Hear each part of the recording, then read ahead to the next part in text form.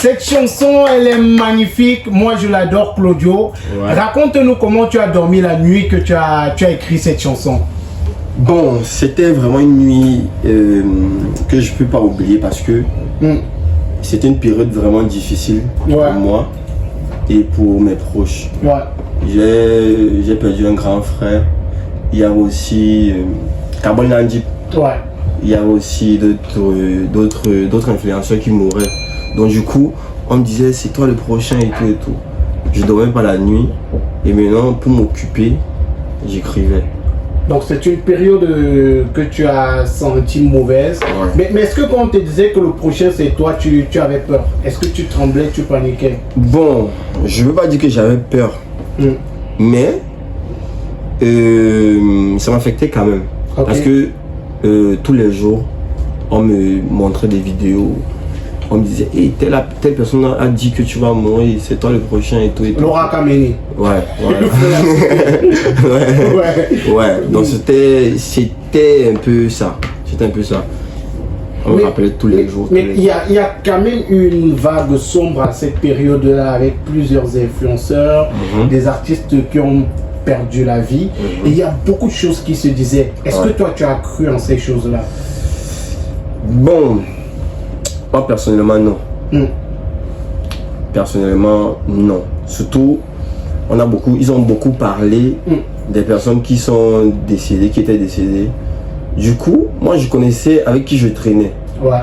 On te dit, si par exemple tu marches beaucoup avec moi, tu connais mes entrées, mes sorties, tu vis avec moi, tu dors avec moi, et demain peut-être je décède.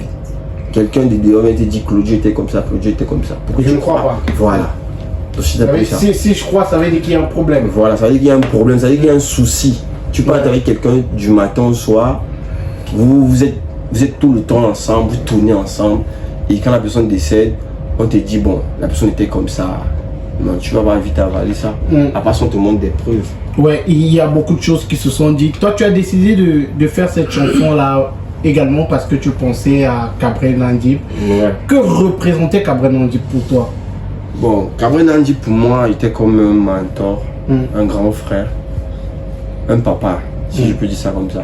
Il nous encadrait bien. Il est le seul jusqu'à présent au Cameroun que moi je peux tirer le chapeau parce qu'après sa mort, il n'y a plus vraiment quelqu'un qui a pris le relais. Il nous rassemblait, c'était un rassembleur. Il nous appelait tout le temps chez lui, venons on tourne, venons on rigole.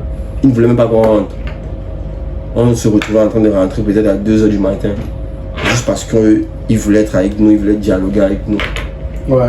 Donc c'était quelqu'un vraiment de bien. Et il faut dire que c'était un peu ça, Cabrel Nandip. Ouais. Moi j'ai eu la chance quand même de le connaître lorsqu'il était encore dans les boîtes de nuit. On a traîné ensemble pendant un moment. C'était le genre de personne, quand vous rencontrez, pour que vous vous séparez, c'est compliqué. C'est compliqué. Parce qu'il a eu une bonne humeur, il a eu un truc qui dégageait. C'est vrai que tout le monde a ses défauts, mais c'était une très belle personne. Ouais, au fond. Ouais, pour ceux qui parvenaient à le connaître, c'était quelqu'un qui aimait vanner, qui aimait balancer des trucs. Voilà, exactement. Mais au fond, c'était une très bonne personne. Ouais. Voilà, et c'était aussi quelqu'un qui avait des sentiments, qui connaissait ressentir ce que l'autre. Et je disais à quelqu'un, peut-être c'est l'un des plus gros influenceurs que le Cameroun a connu. Ouais. Parce qu'on a vu ses obsèques, moi j'étais à Banganté. C'était énorme. Je valide.